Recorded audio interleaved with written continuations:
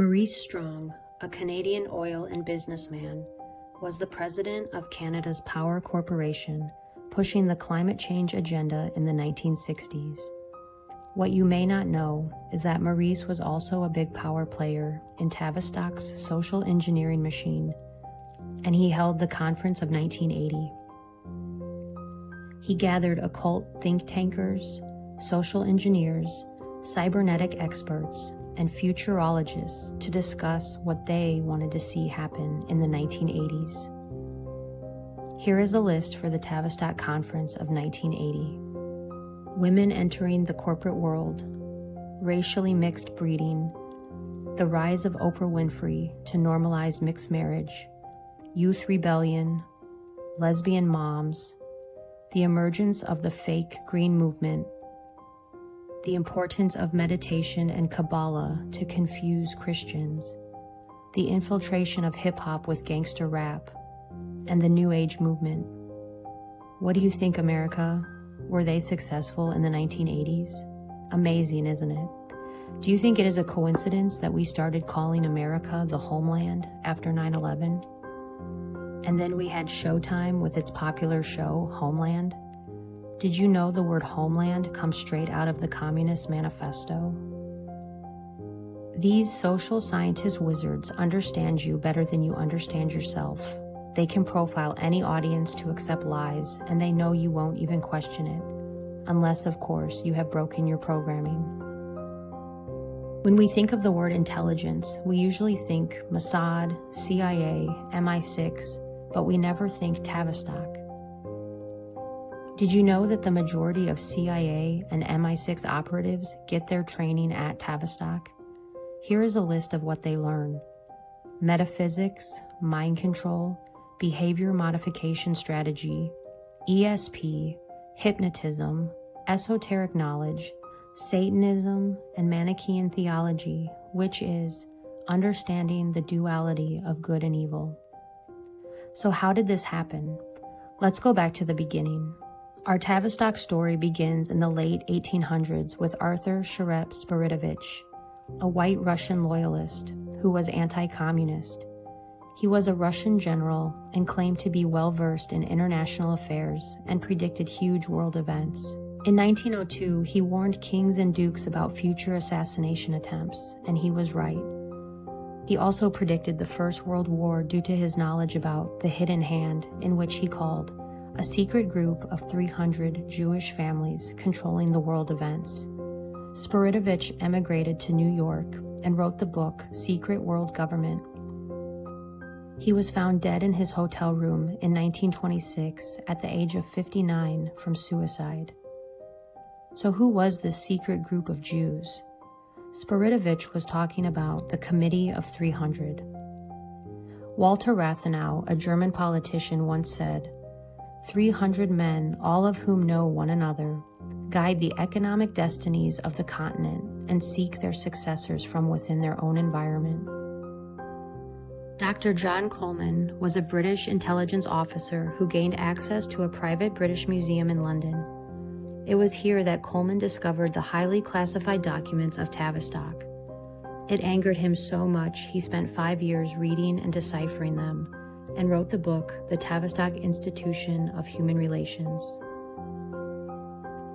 Tavistock was secretly started in 1913 and was funded by the British monarchy, the Milner Group, the Rockefellers, and the Rothschilds. Tavistock's first purpose was to create propaganda to start a war between Britain and Germany. The motivation behind the war was inspired by Germany's rapid progress on surpassing Britain with economic power. Tavistock's second purpose was to infiltrate America by establishing a centralized bank, removing the gold standard, and the degradation of women and religion. This group's mission was to establish a complete breakdown of America's values to enslave us. To jumpstart the program, they hired Edward Bernays. Bernays was the nephew of Sigmund Freud and was the father of public relations. He wrote 3 books: Crystallizing Public Opinion, Propaganda, and The Engineering of Consent. Bernays believed people were so irrational, and he believed so strongly in crowd psychology, that he could convince masses of people to do almost anything. Edward Bernays was a Tavistock coach and advisor to President Woodrow Wilson. Wilson ran and won the presidency on the promise that he would keep America out of war. But with the infiltration of Bernays, he persuaded Congress to declare war on Germany and started the First World War. And on December 23, 1913, while all Americans were getting ready to celebrate Christmas, Woodrow Wilson signed the Federal Reserve Act, a law that created the Federal Reserve System, the central banking system of the United States. This led to effectively abolishing the gold standard. It was now 1933, and Tavistock's mission was already 50% complete. The Central Bank of America was responsible for the Great Depression and the global financial crisis of 2007. The Federal Reserve violates constitutional law because their policymakers are handpicked by people behind the Federal Reserve. Their meetings are secret, and there is no transparency to what they are doing. In 1932, an outspoken critic of the Fed, Louis T. McFadden, said, "We have in this country one of the most corrupt institutions the world has ever known. I refer to the Federal Reserve Board and Bank. This evil institution has impoverished and ruined the people of the United States through its corrupt practices of the money vultures who control it." After the wars and the establishment of the central bank, America started to see moral decline through what historians call the New Morality, or otherwise known as the birth of liberalism. It was President Ronald Reagan that once said, "If fascism ever came to America, it will come in the name of liberalism."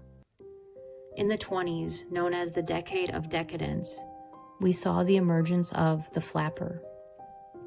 Women were now cursing, smoking, drinking, wearing revealing clothing, and the term loose entered into the zeitgeist. This was a cause and effect directly from advertising and Tavistock music, which was pushed from these think tanks. In the 1930s, homosexuality and lesbianism became rampant, not out of any inner or latent desires, but as a means to shock the old establishment during the Great Depression. During the Great Depression, the nation was numb. G.K. Chesterton, a writer and philosopher, said, "The moral, spiritual, racial, economic, cultural bankruptcy we are in today is not some social phenomenon, but rather the outcome of a carefully planned Tavistock program." The birth of MIT, the National Institute of Mental Health, the Stanford Research Center, and Wharton School of Economics were founded by Dr. Kurt Lewin, John Rawlings Rees, and Margaret Mead, arguably the best Tavistock social engineers of all time. Believe it or not, through the minds of these leaders came the brainwashing and propaganda for World War II, Vietnam, the Korean War, the 2 Gulf Wars, and every war that followed after. According to Dr. Coleman, the best kept secret and research that came out of Tavistock is the 3-system response. The 3-system response is how the population reacts to stress resulting from a contrived situation. A contrived situation is a crisis management exercise for world leaders. During a crisis, the first response is superficiality, which is the condition that manifests when a group reacts to a threat by adopting shallow advertising and slogans, which they attempt to pass off as ideals. Because the cause of the crisis is not identified, it leaves the population confused, and this phase can last as long as the controller wants it to. The second phase is called fragmentation, in which panic strikes and social cohesion falls apart. This results in society to break up into small groups, forming different attitudes and beliefs due to media manipulation.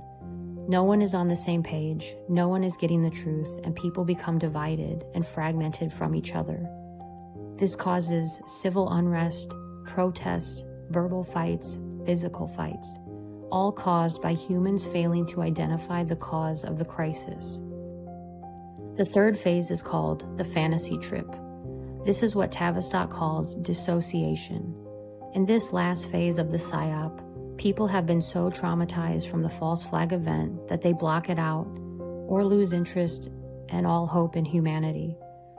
This dissociation causes people to allow their liberties to get taken away, which ushers in communist legislation without a fight. Julius Caesar once said, "Divide and conquer." The powers that be have been using contrived situations and false flag events to shock and traumatize the world since the beginning of time.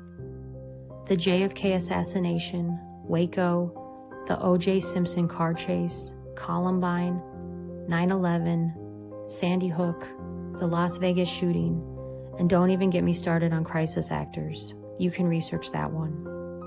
Do you think all of these shootings at schools and post offices, churches, concerts, and shopping malls were all just coincidence?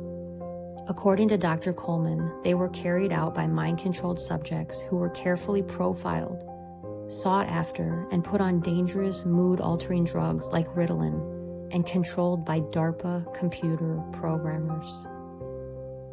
Remember the national story about Molly Tibbetts, the jogger who disappeared for a month and was found dead in a cornfield from Iowa? At first, her alleged killer said he heard voices in his head, and the media had a heyday with him saying that. Now you cannot find that anywhere on the internet. Did you know Molly Tibbetts' dad was an architect for the Clinton Foundation? He actually designed the orphanages in Haiti. Also, do a quick internet search of killers who hear voices, and it is astonishing. I also recommend the book Programmed to Kill by David McGowan. When I think about what has happened to women in America, it is easy to see how it has been done in hindsight. From the flappers to pornography, we can see that Tavistock is really good at what they do. Remember 50 Shades of Grey? This was another mind control experiment that you could do in your own bedroom. The pain and fear that comes with sadomasochistic sex causes the brain to flow the blood away from its executive decision-making areas, the frontal cortex, which results in an altered state of consciousness in both the giver and the receiver, like doing cocaine. Do you ever wonder why certain books or movies get propped up? This always raises a red flag for me. Herbert Hoover was the 31st president of the United States. He was a Republican and was reluctant to become involved with the Federal Reserve. He believed in strengthening American business and believed that individual reliance on banks would weaken the economy. There is speculation from Coleman that his reluctance caused the stock market crash of 1929, which led America into the Great Depression, as a punishment to him and the American people. Sounds like history definitely repeats itself. Tavistock engineered the Cuban Missile Crisis as an attempt to sell the FEMA program to JFK. It was another rejection by a president, and Kennedy died that same year. Tavistock immediately signed a contract with NASA to ramp up public opinion on space. Ronald Reagan was another president who was reluctant to fall in line and had an assassination attempt on him.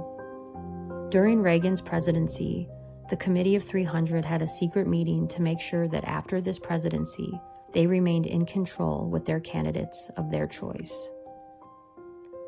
So who was next? George Herbert Walker Bush. He was the former director of the CIA and vice president to Reagan. He was a member of Skull and Bones and was married to Barbara Bush, who keeps fetuses in jars in her home, and who is allegedly Aleister Crowley's daughter by a striking resemblance. Bush gave the famous New World Order speech following the Gulf War of '91. Next, we had a Rhodes Scholar, Bill Clinton, and then George W. Bush, and then Obama. With these presidents comes more social engineering, more false flags, and more corruption at the highest levels. John Coleman said, "We have been brainwashed into believing that communism is the greatest danger we Americans are facing. This is simply not so. The greatest danger arises from the mass of traitors in our midst. Our Constitution warns us to be watchful of the enemy within our own gates. These enemies are servants of the Committee of 300 who occupy the highest positions within our government structure. The United States is where we must begin our fight to turn back the tide, threatening to engulf us, and where we must meet and defeat these internal conspirators. Trump campaigned hard, and one of his messages was, "Drain the swamp." This is exactly what he was talking about. He wants to remove the evil from within the government. Out of all the presidents, Trump has been the most difficult for Tavistock. He was discussed in a couple of Tavistock journals written by James McKay, the director for Tavistock Coaching. In 2016, he expressed concern that based on Trump's personality, he would be very difficult to coach. And in 2018, he discussed how Trump is like a trickster. Is this a confession that Trump hasn't fallen in line, but has been steps ahead of the committee? Another modern goal of the Committee of 300 is the emergence of the technotronic era. In the book, Between Two Ages by Brzezinski, he says, the technotronic era involves the gradual appearance of a more controlled society. Such a society would be dominated by an elite, unrestrained by traditional values. Soon it will be possible to assert almost continuous surveillance over every citizen and maintain up-to-date complete files containing even the most personal information about the citizen. These files will be subject to instantaneous retrieval by the authorities. That's creepy. And who is his daughter? Mika Brzezinski, the talk show host on Morning Joe with Joe Scarborough. This is the guy Trump accused of murdering one of his staffers. The book by Brzezinski also discussed future human cloning and robotoids, people who acted like people and who seemed to be people, but were not people. There are psyops within psyops. Disinformation is everywhere. Corrupt people run amok in our government. This is Tavistock. Today, people are still distracted with what the elite call the bread and circuses. Baseball, football, endless Hollywood, and Social Security. Nothing has changed. The program is so good. If you were to try to explain this to somebody, they would think you are crazy. That is how good the programming is. Because after all, if you don't program your mind, someone will program it for you. And it makes me remember the Tavistock whistleblower, Spiridovich, the man who took his own life at the age of 59. Or did he? Did he know too much? In 2020, looking back, it seems to me that he knew a lot. I will leave you with that to do your own critical thinking. Until then, stay safe out there and don't stop questioning the world around you.